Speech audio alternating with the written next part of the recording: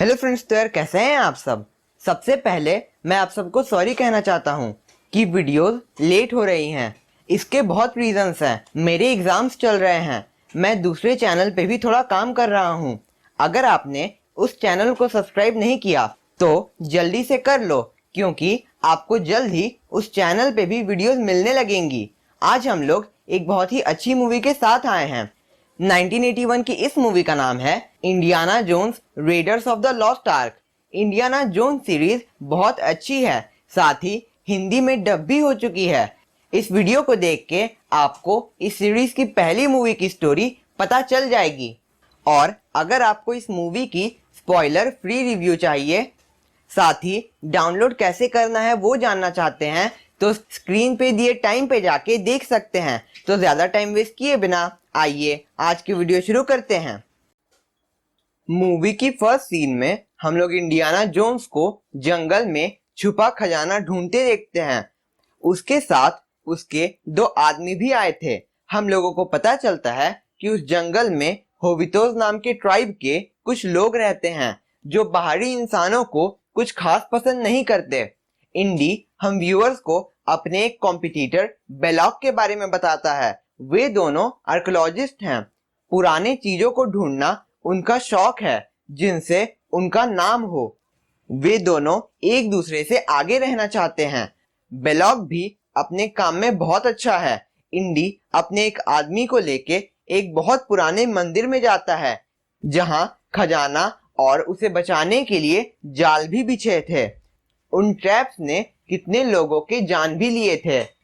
इंडी खुद और अपने आदमी को जहरीले मकड़ियों, खतरनाक जाल और एक खाई से भी बचा लेता है, मगर खजाने को लेने में वो एक जाल को एक्टिवेट कर देता है, जिसके कारण वो जगह गिरने वाली थी।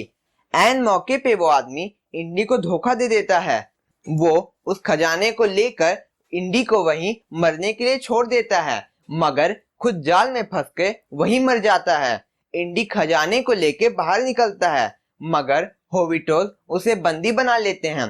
बेलोक वहां था। वो खुद वो खजाना लेके कहता है कि अगर इंडी को इन होवितोस की भाषा पता होती तब शायद ये खजाना इंडी का ही होता।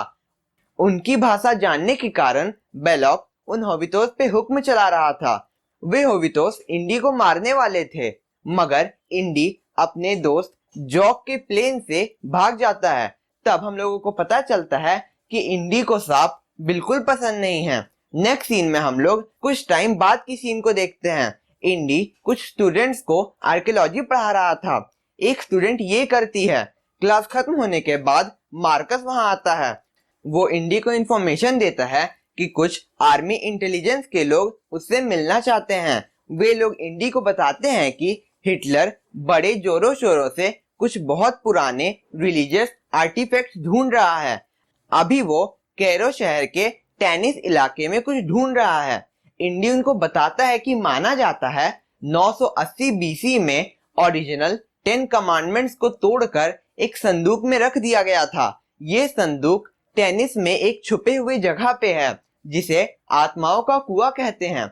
अगर वहां एक स्टिक के ऊपर एक स्पेशल मेडल को रखा जाए तो दिन में एक स्पेशल टाइम पे उस स्टिक की शैडो जिस जगह पर पड़ेगी उसी जगह पर वो संदूक होगा। इंडी उनको ये भी बताता है कि इस सब के बारे में एबनर को उससे ज्यादा पता है, मगर फिर भी वो टेनिस का शहर नहीं ढूंढ पाया। इंडी को पता था कि वो स्पेशल नेकलेस एबनर के पास है और उसी के हेल्प से वो उस संदूक तक पहुंच सकता है। इंडी और मार्कस बातें कर रहे थे। इंडी जाने वाला था एबनर से मिलने। मार्कस उसे अपना ध्यान रखने को कहता है, क्योंकि उस संदूक के पीछे इंसान 3000 सालों से है। क्या पता कौन सा राज उस संदूक में दफन हो। इंडी नेपाल जाता है। हम लोग एबनर की बेटी मैरियन को वहां देखते हैं। वो ड्रिंक करने में एक्सपर्ट थी। वो बहुत ज्यादा ड्रिंक करके भी होश में रह सकती थी। इंडी उससे आके मिलता है। मैरियन इंडी से बहुत नाराज था, क्योंकि जब वो 10 साल की थी इंडी ने उसे अकेला छोड़ दिया। अब वो अकेले रहना सीख गई है। इंडी मैरियन से एबनर के बारे में पूछता है, मगर एबनर मर चुका है। इंडी मैरियन से वो मेडल मांगता है। बदले में $5,000 भी ऑफर करता है। मैरियन झूठ बोलती है कि उसके पास वो नेकलेस नहीं है और उसे वहां से जाने को कहती है। इंडी के वहां से जाने के बाद कॉलोनेल डीट्रिच और कुछ नाजी के लोग वहां आते हैं और जबरदस्ती वो नेकलेस लेने का ट्राई करते हैं। डीट्रिच मैरियन को मारने वाला था, तब इंडी वहां आता है और उन लोगों को साफ करना स्टार्ट करता है। उस कैबिन में आग लग जाती है जिससे वो नेकलेस बहुत गर्म हो जाता है। तब डीट्रिच उस नेकलेस को लेने का ट्राई करता है मगर उसका हाथ जल जाता है। मैरियन अपने नेकलेस को बहुत ध्यान से लेती है। वो और इंडी इजिप्ट के एक शहर कैरो में जाते हैं। इंडी का दोस्त साला उनका बहुत अच्छे से ध्यान रख रहा था। मैरियन को एक बंदर बहुत पसंद आ रहा था। साला उनको बताता है कि कुछ जर्मन्स ने कैरो के सारे माइनर्स यहाँ तक कि उसे भी काम पे रख लिया है। जर्मन्स के ग्रुप का लीडर बेलॉक है। वे लोग 3 दिनों से उस संदूक को ढूंढ रहे हैं। अब शायद वो उस तक पहुंच भी जाएंगे। इंडी शाला को विश्वास दिलाता है कि बिना उस नेकलेस के वे कभी भी उस संदूक तक नहीं पहुंच सकते। साला को उस संदूक से डर लग रहा था क्योंकि 3000 सालों से छुपी कोई आम चीज तो नहीं हो सकती। इंडी और मैरियन एक मार्केट में घूम रहे थे। वो बंदर ट्रेंड था और उसका काम इंडी पे नजर रखने का था। कुछ लोग उन दोनों पे अटैक करते हैं। इंडी सारे लोगों से बचकर जाता है। वे लोग मैरियन को अपने साथ गाड़ी में ले जाते हैं मगर वो गाड़ी भी ब्लास्ट कर जाता है। मैरियन के साथ ही इंडी और बेलॉक की बहस हो रही थी। इंडी वहां से निकलता है और साला से जाके मिलता है। उस बंदर का मालिक वहां खजूर में जहर मिला देता है। इंडी को पता चलता है कि अगर एक 60 इंच की स्टिक के ऊपर इस नेकलेस को रख दिया जाए तभी उस जगह का पता चलेगा जहां खजाना है। मगर बेलॉक ने स्टिक 60 की जगह 72 इंच की ले ली है। मतलब वे गलत जगह पर खोज कर रहे हैं। इंडी के पास अभी भी चांस है खजाना लेने का। साला इंडी को वो खजूर खाने से रोकता है क्योंकि वो बंदर खुद खजूर खा के मर जाता है। इंडी उस जगह का पता लगाता है जहां संदूक था। हम लोगों को पता चलता है कि मैरियन उस एक्सीडेंट से बच गई है। इंडी मैरियन को बचाने जाता है मगर उसे फिर वहीं बांध देता है क्योंकि अगर जर्मन्स को पता लगा कि उनके नाक के नीचे से किसी ने मैरियन को छुड़ा लिया है तब वे चौकन्ने हो जाएंगे। साला अपने कुछ आदमियों के साथ खुदाई स्टार्ट करता है। रात में जब वहां सन्नाटा था तब उनको वहां एक छुपा रास्ता मिलता है। यहाँ कैंप में हम लोग देखते हैं कि बेलॉक मैरियन की तरफ अट्रैक्टेड था। मैरियन उसे धोखा देके वहां से भागने वाली थी मगर डीट्रिच उसे पकड़ लेता है। उस तहखाने में बहुत सारे सांप थे। साला और इंडी सांपों से बच के उस संदूक को ले लेते हैं। साला संदूक को लेके उस तहखाने से बाहर निकलता है। जर्मन्स ने उस तहखाने को घेर रखा था। वे लोग साला को बंदी बना लेते हैं, संदूक खुद रख लेते हैं और मैरियन को उस तहखाने में इंडी के साथ छोड़ देते हैं। उनको वहां से निकलने का कोई रास्ता नहीं मिल रहा था। इंडी नोटिस करता है कि कुछ सांप अंदर से बाहर जा पा रहे हैं। वो दीवार में एक रास्ता ढूंढ के खुद को और मैरियन को बचा लेता है।